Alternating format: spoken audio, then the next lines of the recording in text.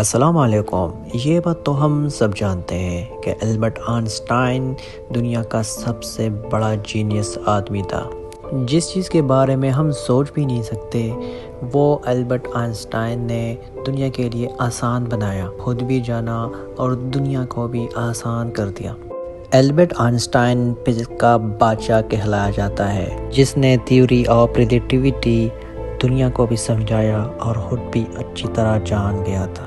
Albert Einstein کی over thinking سے اور اتنے سارے کارناموں کی وجہ سے لوگ سمجھ رہے تھے کہ البرٹ آئنسٹائن کے پاس ایک اسپیشل برین تھا جو ہم نارمل انسانوں سے کافی پاورفل اور بہت زیادہ ڈیفرنٹ ہے۔ اس بات کا خود آئنسٹائن کو بھی اندازہ تھا، لیکن وہ نہیں چاہتا تھا کہ اس کے مرنے کے بعد اس کے باڈی کی کوئی بھی حصے پر ریسرچ کرے، بلکہ آئنسٹائن نے یہ وصیت کی تھی کہ مرنے کے بعد میرے باڈی کو جلایا جائے اور پوری طرح ختم کر کی جائے۔ لیکن پھر وہ ہوا کہ جس کو آئنسٹائن کو پہلے سے ڈر تھا۔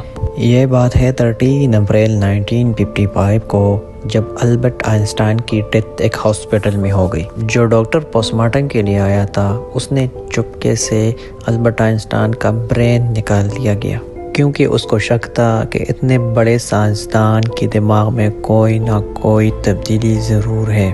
آج ہم اس ویڈیو میں البرٹ آئنسٹائن کی ڈیتھ سٹوری کو جاننے کی کوشش کریں گے۔ جس ڈاکٹر نے البرٹ آئنسٹائن کی برین چرائی تھی اس کو اپنے انجام کا پتہ تھا، لیکن اپنے انجام سے زیادہ اس کو البرٹ آئنسٹائن کی برین میں انٹرسٹ تھا۔ جب ہاسپٹل کو پتہ چلا کہ ایک ڈاکٹر نے ایسی حرکت کی ہے تو اس ڈاکٹر کو اپنے جاب سے ہاتھ دھونا پڑا، لیکن اس ڈاکٹر نے البرٹ آئنسٹائن کی بیٹے سے پرمیشن مانگی کہ اس کے باپ کے جو برین ہے اس پہ ریسرچ کرے اور اس میں جو بھی ہے وہ دنیا کے سامنے لائے۔ اس ڈاکٹر کا نام ہاروی تھا، جو ایک پیتھولوجسٹ تھے جو صرف پوسٹ مارٹم کے بارے میں جانتے تھے، اور اس لیے اسے یقین تھا کہ وہ اس دماغ پر ریسرچ کر سکتا ہے۔ لیکن صورتحال یہ تھی کہ ڈاکٹر ہاروی نے پرنسٹس ہاسپٹل میں اپنی ملازمت کھو دی گئی تھی۔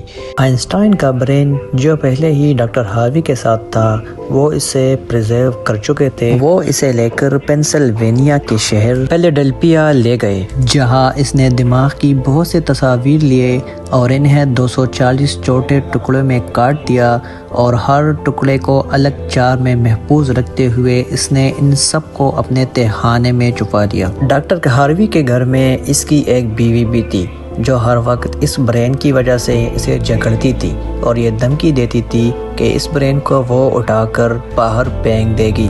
ایک دن یہ جھگڑا اتنا بڑھ گیا کہ دونوں میاں بیوی کو ایک دوسرے سے ڈائیورس لے کر الگ ہونا پڑا، اور ڈاکٹر ہاروی برین کو لے کر کینسس کے شہر وچیٹا چلے گئے، جہاں پر وہ ایک لیبارٹری میں ایز اے سپروائزر بھرتی ہو گیا۔ یہاں پر اپنے فارغ وقت میں وہ آئنسٹائن کی برین پر اسٹڈی کرنے کی کوشش کرتے۔ اس کے بعد اس نے اکثر ملازمت تبدیل کیے اور دماغ کے ساتھ مختلف شہروں میں چلے گئے، یہاں تک کہ کئی سالوں کے بعد ڈاکٹر ہاروی نے آئنسٹائن کے دماغ پر کوئی ٹھوس ریسرچ نہیں کیا۔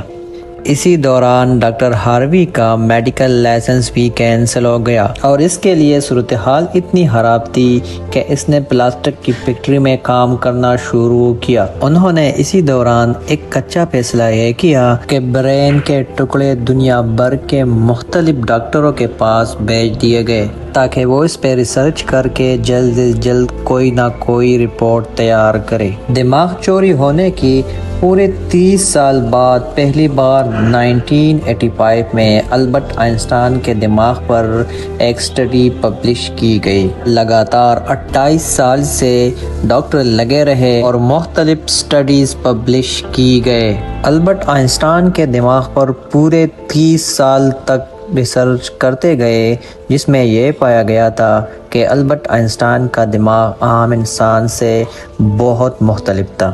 سب سے بڑا فرق کارپس کالوسم کے حصے میں پایا گیا۔ اب یہ جاننا ضروری ہے کہ انسانی دماغ کو 2 حصوں میں تقسیم کیا گیا ہے۔ انسان جو بھی کام کرتا ہے اس پر ایک حصے میں کارروائی ہوتی ہے اور پھر دماغ جسم کے اس حصے کو سگنل بھیجتا ہے۔ بائیں دماغ جسم کے دائیں حصے کو کنٹرول کرتا ہے جبکہ دائیں دماغ جسم کے بائیں حصے کو کنٹرول کرتا ہے۔ 90% کے انسانوں کے لیفٹ سائڈ کے دماغ لکھنے، بولنے، میتھمیٹکس اور اس کے علاوہ رائٹنگ میں یعنی کچھ لکھنے میں مدد کرتا ہے، جبکہ رائٹ سائڈ کے دماغ کلر کو پہچاننا، کہانیوں کو سٹور رکھنا اور میوزک کو سٹور رکھنا اور سننا اور جاننے میں کام کرتا ہے۔ اب آپ یہ سوچتے رہیں گے کہ پھر کارپس کالوسم کا کیا کام ہے؟ ذرا تصور کریں کہ آپ کی بورڈ یا موبائل فون پر ٹائپ کر رہے ہیں اور یہ کرتے ہوئے ہمارے دونوں ہاتھ ٹائپ کرنے میں مصروف ہے۔ بائیں ہاتھ کچھ حرف کو ٹائپ کر رہا ہے اور دائیں ہاتھ بھی وہی کام کر رہا ہے۔ آپ نے بائیں ہاتھ ٹائپ کرنے کے دوران کچھ غلطی ہو گئی اور آپ نے اس غلطی کو مٹانے کے لیے جلدی سے اپنا دایاں ہاتھ استعمال کیا۔ اس کا مطلب یہ ہے کہ آپ کے دائیں ہاتھ سے اگر کوئی غلطی ہوتا ہے تو دماغ سیدھا بائیں طرف کے سائڈ کو اشارہ کر کے اس غلطی کو ٹھیک کرتا ہے۔ جس لنک کے ذریعے دماغ کے دونوں حصے جڑے ہوئے ہیں اس کو کارپس کالوسم کہا جاتا ہے، اور آئنسٹائن کا کارپس کالوسم عام انسان سے بڑا تھا۔ اس کا مطلب ہے کہ اس کا بائیں دماغ اور دائیں دماغ کا مضبوط تعلق تھا۔ کارپس کالوسم میں فرق کے علاوہ آئنسٹائن کا دماغ کا نمونہ بھی دوسروں سے بہت مختلف تھا، اور ریسرچرز کا کہنا ہے کہ آئنسٹائن کی دماغ میں نیورون کا فلو بھی بہت زیادہ تھا۔ نیورون کے زیادہ ہونے کا مطلب یہی ہے کہ اس کے پاس ریاضی کے حساب کتاب کا بہت طاقت تھا۔ البرٹ آئنسٹائن کو میتھمیٹکس کے پیچیدہ اور بہت مشکل مسائل حل کرنے کی طاقت تھی۔ میتھمیٹکس کا اتنا نالج تھا کہ کوئی بھی پین یا پیپر کے بغیر وہ کچھ نہ کچھ سوالات کا حل اپنے دماغ سے نکال لے لیتے۔ ریسرچرز کا کہنا ہے کہ اس کے دماغ کے لائن کافی پتلی تھی جس کی وجہ سے اس میں زیادہ نیورون پائی جاتی۔ لیکن سب سے بڑا سوال یہ تھا کہ اگر آئنسٹائن اس طرح کے خاص دماغ ساتھ کے پیدا ہوا تھا یا اس کے بعد تبدیلیاں ہوئی۔ ریسرچ کے بعد یہ پتہ چلا کہ جب آئنسٹائن پیدا ہوا تھا تو اس نے 5 سال کی عمر میں بات کرنا شروع کر دی تھی، جبکہ دوسرے بچے 2 یا 3 سال کی عمر میں بات کرنا شروع کر دیتے ہیں، یہاں تک کہ اس کے بولنے کے بعد بھی وہ زیادہ بولنا پسند نہیں کرتا تھا۔ جب البرٹ آئنسٹائن کی عمر 12 سال تھی، ایک پنڈی ٹیچر نے آئنسٹائن کے گھر میں اپنی جیومیٹری کی کتاب چھوڑ دی۔ حیرت کی بات یہ ہے کہ آئنسٹائن نے ایک دن میں اس کتاب کو پڑھا اور اپنے کانسیپٹ کو کلیئر کر دیا۔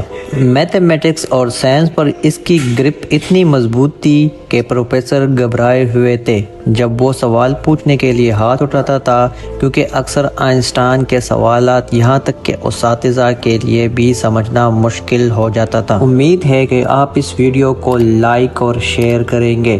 آپ کے محبت کرنے والے کمنٹس کے لیے میرے دلی تعریف ہے۔ ہم آپ سے ایک اور حیرت انگیز ویڈیو میں ملیں گے۔